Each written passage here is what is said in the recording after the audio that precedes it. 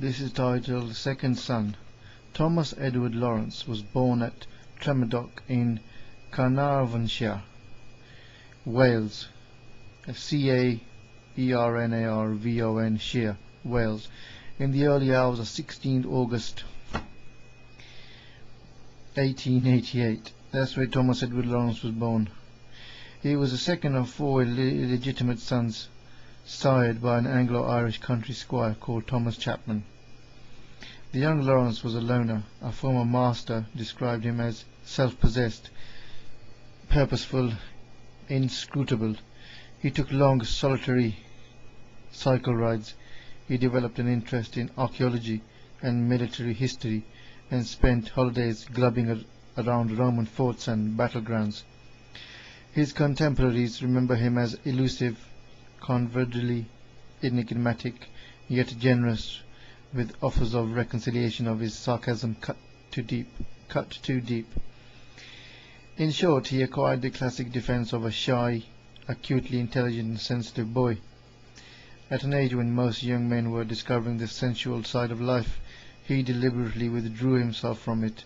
An act of physical sex, or of obtaining physical pleasure from food or drink, disgusted him. So he wanted to live again. His peculiar talents had been recognized in Oxford, even before he went up to university, by one of the most remarkable men of his time and one of the founders of the British Intelligence Service. This was D.G. Hogarth, another Hogarth, same as the Iron Man, who was then the keeper of the Ashmolean Museum. He became Lawrence's mentor, father, substitute and financial backer.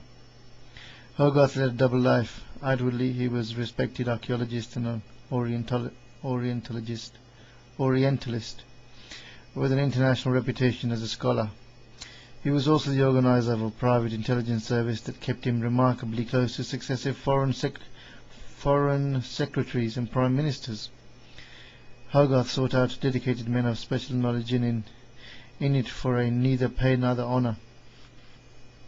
Outwardly they would be academics or consuls, archaeologists or even businessmen, but secretly they would serve the British Empire by gathering and interpreting intelligence and manipulating people and events. Hogarth had a strong contempt for democracy. He was ever anxious to find such men to carry the torch, and it was to Lawrence that he handed it. Lawrence's training as a new recruit to what Hogarth called the Great Game was meticulous. He acquired a complete grounding in military history and was encouraged to develop supreme physical fitness. The final test of his endurance came in 1909. Ostensibly to prepare a thesis for his degree, Lawrence sailed for the Middle East.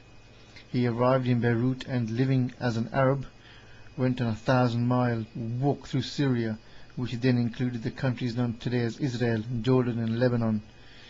On his return his thesis was accepted and he was awarded a first-class honours degree in history.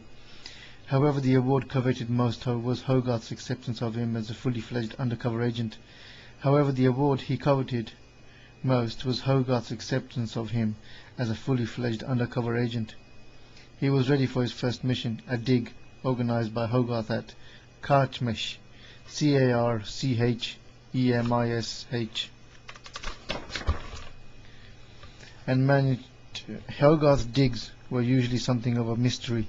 There were always excellent archaeological reasons for them, but they also often seemed to be politically or militarily interesting areas.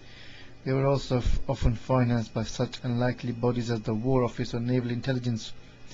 It was a dangerous but thrilling time for Lawrence. So if it was dangerous and thrilling for him, he would have been speeding on the motorbike.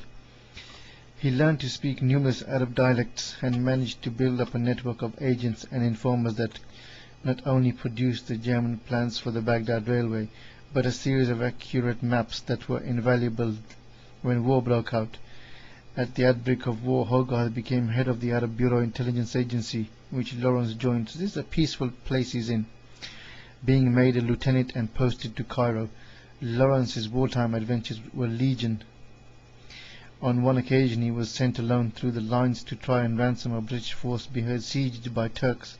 He had orders to bribe the Turkish general with up to £1 million, but the general refused, perhaps Lawrence's only major failure. His organization of the Arab revolt, his guerrilla tactics, long overload long overland forays into the desert by camel to blow up trains on the railways he had so patiently mapped, all paid a handsome dividend on Hogarth's investment. I will continue with this later. So he was adventurous and not afraid of danger. So he must have been speeding. Thank you very much for listening.